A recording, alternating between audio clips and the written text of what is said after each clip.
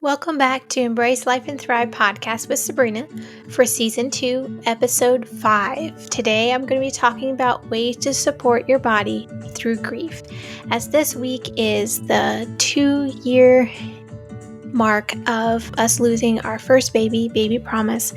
And I thought talking about grief, how it affects our body, and helpful things that we can do to support ourselves going through grief would be helpful as this is a road that I am currently traveling, and it seems that it is more emphasized as the dates approach of the anniversary of losing our first baby and 4 months of losing our second baby. So just off the top, the physical effects that grief has on our body, that if we're aware of, we can give ourselves more grace when we're going through this, because grief isn't just an emotional experience. It deeply affects our body. This can cause physical symptoms of grief. The physical symptoms of grief can be very intense at different times, and it can sometimes be surprising, and it varies widely from person. But this is roughly how grief can manifest in our body, that when we're experiencing these, we can be aware and give ourselves grace. So grief can cause cognitive fog, which is also known as grief brain. This results in trouble concentrating. It can cause memory lapses or feeling mentally numb. This is also described as a feeling of having foggy brain or a feeling of disconnection. And I can attest to this. And sometimes there's times that are better than others, but this is really true, especially for me. Heart and chest symptoms: we can have chest tightness, heart palpitations, shortness of breath.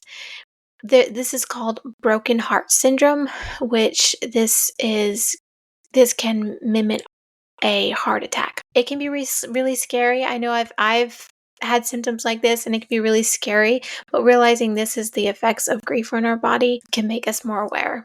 It can also cause fatigue and low energy. We can have profound tiredness, even if we've had 8 hours or more of sleep, rest. Our body can feel heavy or sluggish. We can have sleep disturbances. It can cause trouble falling asleep or waking up too early or staying asleep. We could have vivid dreams or nightmares about the loss.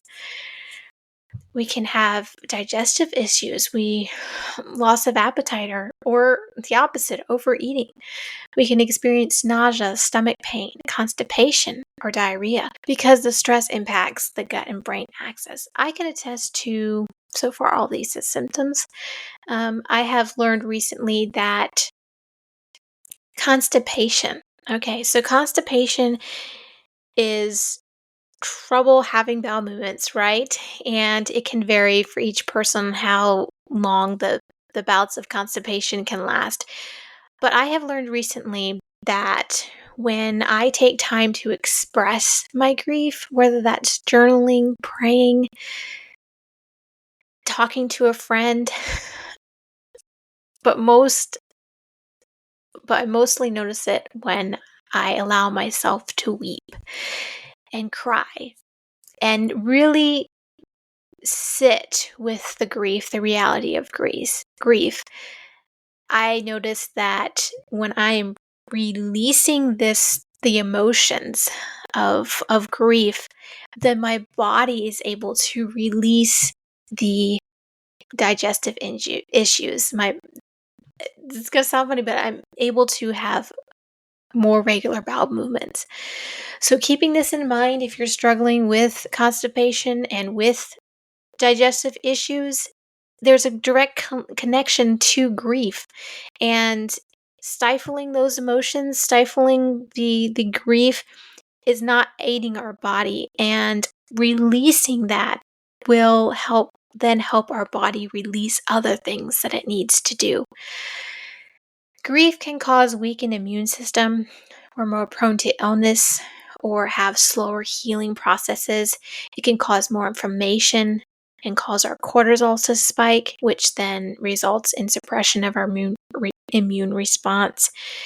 It can cause hormonal or nervous system imbalances, the elevated cortisol levels. This results in increased anxiety. We can have more tension. It can raise our blood pressure and heart rate. And it can disrupt our cycles, like our menstruation or our thyroid balance. And especially for those experiencing grief from a loss like a miscarriage, pregnancy loss, just all those hormones from being pregnant and going through a phase of postpartum, there can be a time of the cycles being disrupted and the body trying to get more back in balance. So giving ourselves grace and supporting our body through this is very important. It can cause muscle pain and tension. So grief can show up in our body as tension in our neck, shoulders, back, and other areas of our body. We can notice that we will clench our jaw or have headaches more often. We could notice that we're tensing up our body, raising our shoulders to our ears, being more tense, maybe holding our breath. I know that for me, I sometimes have to be conscious, especially when I'm under more stress and the grief is hitting. I'm feeling the grief more because grief comes in waves, that I notice that I'm holding my breath and I have to consciously breathe in and breathe out to tell my body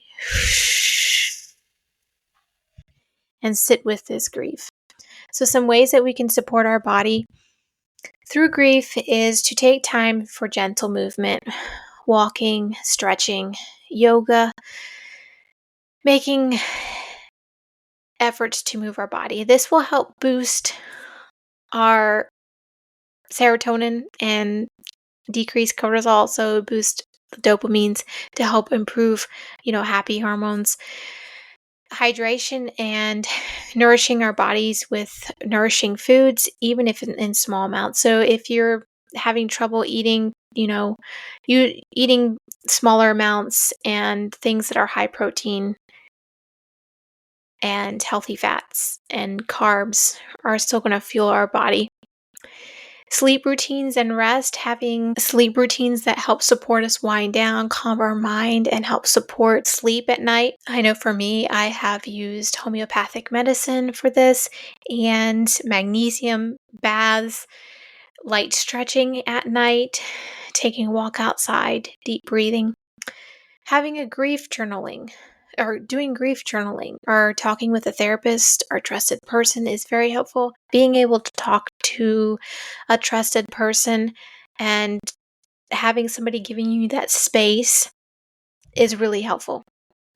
Having mind body practices like deep breathing or grounding, so you can get a grounding sheet, grounding mat, spend time outside barefoot, grounding to the earth is really helpful. Having faith in spiritual support really can provide comfort and purpose. Even in our grief, we can have so many questions. Why God? Why did God allow this to happen when He is so mighty? He's so powerful. He could have turned the tables. He could have performed a miracle. He could have increased the progesterone levels and the hormone levels to sustain the pregnancy. He could make all the DNA and chromosomes fit just so well together that the baby will continue developing and sustain and carry and be able to be birthed. That's not always the case. And sitting with that and all those questions, especially when you hear other people's miracles, when things didn't look good, but it was turned around and they're praising God in that miracle, it can be hard. Like, why didn't God allow me to have that miracle? When I totally and wholeheartedly expected and believed that He would perform a miracle, and the miracle that I was praying for did not happen. Grief is a journey, and there's different types of grief. People experience grief differently. It's a very personal journey. how I process grief is very different from how you process grief. And so being self-aware of how grief is affecting your body and being mindful of doing things to support yourself, giving yourself grace is really important. Knowing when to say no is really important because life itself can become overwhelming trying to process the grief to sit with that, but then still having to go up there, do a job, socialize, be there for other people. It can be really challenging at times. There are some things that we can do. Here is a self care checklist. I will put a link in the description below for you to have access to that. For our bodies, we can make sure that we're drinking enough water, staying hydrated. So in the morning when we get up, we can drink a glass of water with lemon juice and mineral salt in it. We can eat something nourishing, even if it's a small amount, just to nourish our body. Step outside for 5 to 10 minutes to get fresh air, feel the sunshine on our face. Taking a walk or stretching for 5 to 15 minutes really is beneficial and helpful. Take a warm bath or shower and make time for rest or a nap without having guilt. This is important. This is needed. For our mind, we can journal and take time to have honest thoughts, even write down memories. We can turn off notifications or limit social media. I know, especially for me, after the most recent loss of our second baby, baby Patience, I felt really overwhelmed. And then I also had the grief of friendship that wasn't where it was before. And so processing the loss of my baby and the loss of having a close friendship with somebody really affected me deeply.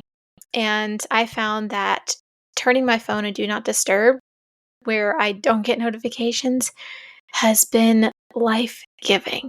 And I continue to have it on Do Not Disturb because it just helps me so much and calming my mind, lowering that stress and slowing down. For our heart and mind, we can light a candle and say a prayer. We can listen to calming worship songs. We can reflect on scripture. We can speak truth-based affirmations aloud. So some faith-based affirmations for grief are: the Lord is close to the brokenhearted and saves those who are crushed spirit. Psalms 34:18. I may not feel strong, but God's strength carries me. Inspired by 2 Corinthians 12:9. I am allowed to rest. Jesus wept. God understands my sorrow. John 11:35. I will feel this, and I will not be alone. Blessed are those who mourn, for they shall be comforted. Matthew 5:4. Grief is a sign of deep love. I will honor it gently. Mourn with those who mourn. Romans 12:15. And there's many other verses in the Bible and faith-based affirmations for grief that we can tell ourselves. Writing down and journaling these are really helpful. Grief is a journey, and grief comes in waves. Some days are good, some days are okay, the in between, and some days are not okay.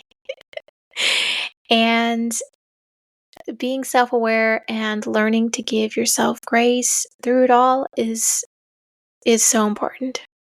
And acknowledging that this grief is real and that it's okay is really important to this journey. And so this episode is just acknowledging my grief, acknowledging if you have grief and how it affects our body and ways that we can support ourselves through this journey, and knowing that God is still good even in the circumstances that aren't good. There is a good through it.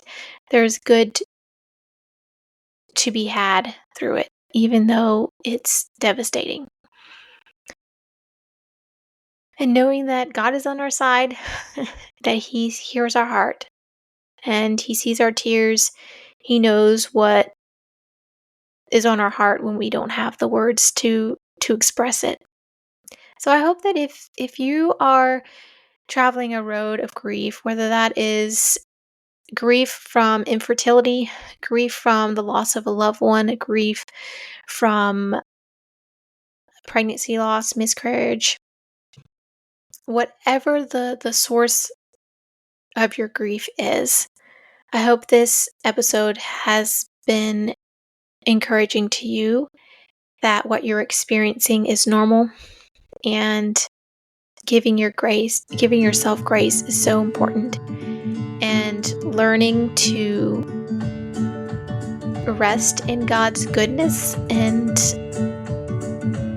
mercy, even when it seems that it's lacking in our desires and outcomes that we pray for, will help support us and help us survive this season and this journey that God has allowed us to travel. As always, this podcast is for informational and educational purposes only and should not be used as a substitute for professional medical advice.